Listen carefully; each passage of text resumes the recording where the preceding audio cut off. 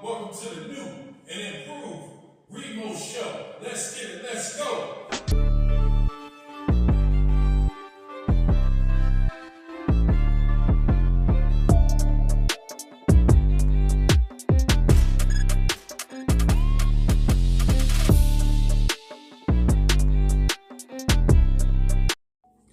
Yo, what's goody, y'all? It's your boy Remo.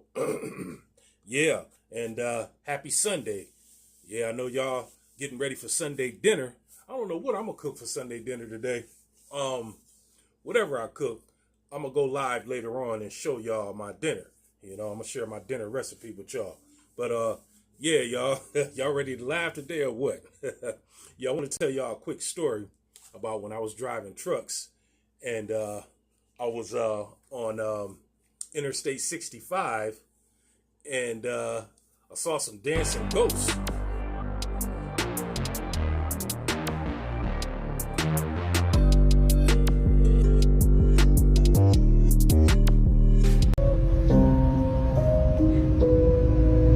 Voi și pula voastră, ce e aici, bă? Yeah, some ghosts. They was ghosts, all right. Yeah, they was some they were far from Casper the Friendly Ghost. They looked like Casper the Friendly Ghost, but they wasn't so friendly. But check this out, yo. I had a load going from Gary, Indiana, or was it Indianapolis? I can't remember. I think it was Indianapolis. Going from Indianapolis to Birmingham, Alabama. So, you know, I'm driving down I-65, heading for Alabama. Sweet home Alabama. And so I'm driving through Indiana on I-65, just chilling, you know. And it was a rainy day or whatever, but traffic wasn't so bad. And so I look up, and it said I was on the Kenneth Babyface Edmonds Highway. I'm like, oh, okay. I'm like, damn, because Babyface is one of my favorite R&B writers. You know, he wrote for Bobby Brown. He wrote for Boyz II Men.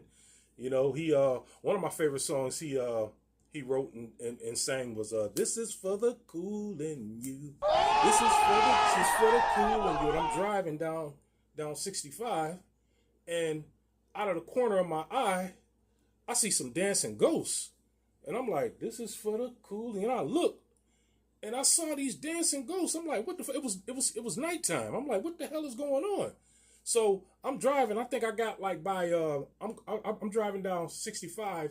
I think I was near Route 31A, and there was a Pilot truck stop over there, you know, near Cornerstone, if I'm not mistaken. And yeah, I got off and I went into the Pilot or whatever, and there was a black dude in there. It looked like he was cleaning up or whatever. And you know, I said, yo, man, I just saw some dancing ghosts on the highway. He was like, was you near Pulaski? I'm like, Pulaski? I was like, nah, I was near 31A. He was like, yeah, that take you right to Pulaski. I was like, what Pulaski, Tennessee got to do with anything?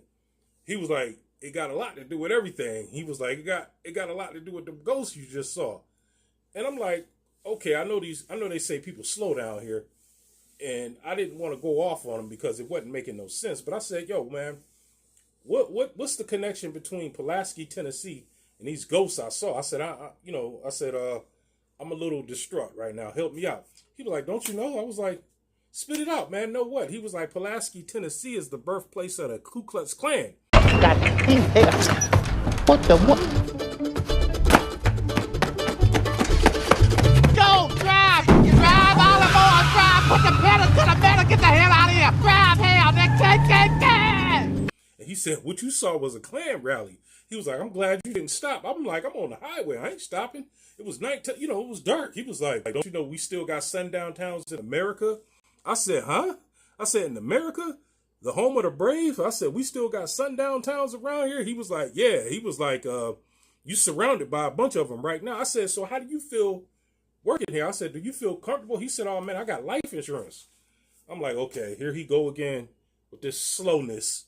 I said, life insurance? I said, I got life insurance at the job, too. I said, they pay you life insurance here working at the Pilot? He was like, nah. He was like, I got a different kind of life insurance. I said, all right, bro. I said, thanks for the tip. He was like, He said, man, get you the life insurance I'm talking about. And I said, what you talking about? A few man? moments He pulled later. out his gun. He was like, this is the life insurance I'm talking about. He was like, Smith and Wesson. He said, Smith and Wesson life insurance. It's the best insurance you can get.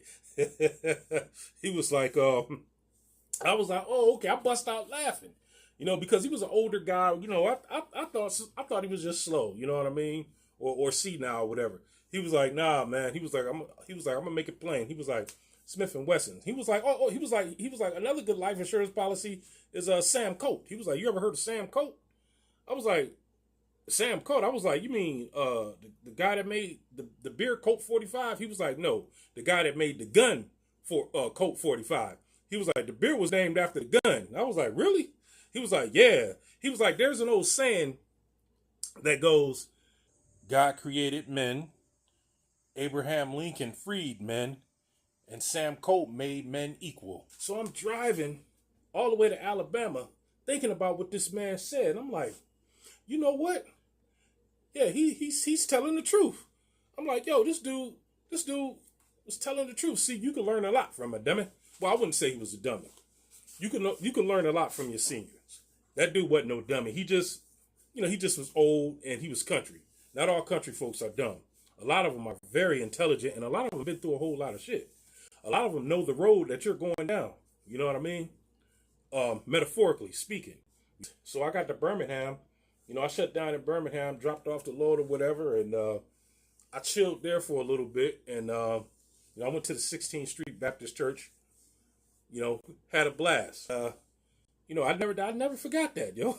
The dancing ghost.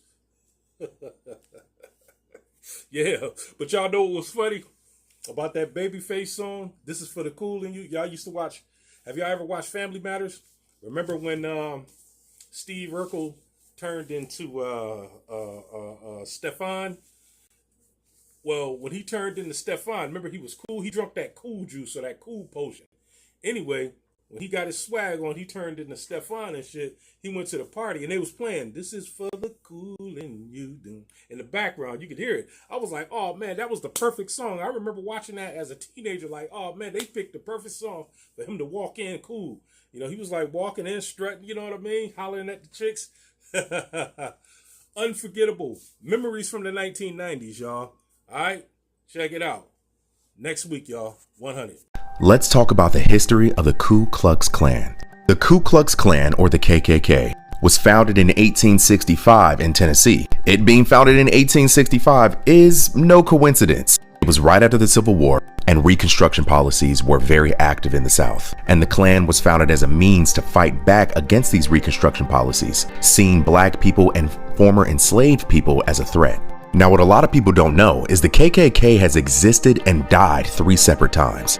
First iteration or version was the one founded in Tennessee in the late 1860s. Their main purpose and objective was to terrorize, kill, and intimidate Black people, former enslaved people, and Black lawmakers. At the time, there were a lot of Black Republicans that were making goals and laws for the progress of Reconstruction. This version eventually died out around the 1880s because of laws that were enforced and the fact that Reconstruction ended in 1877. Second iteration of the Klan happened in the mid-1910s. It was fueled by nationalism, increased rates of immigration, the great migration of Black people to the northern states, President Woodrow Wilson showing the birth of a nation in the White House. The Klan peaked membership in 1920 at over 4 million members. The Klan shrunk due to the Great Depression, but was revived one last time in the 1950s and 60s as a means to fight. It's a civil rights movement. Although the Ku Klux Klan has lived and died 3 different times, they've always stood for the same exact thing.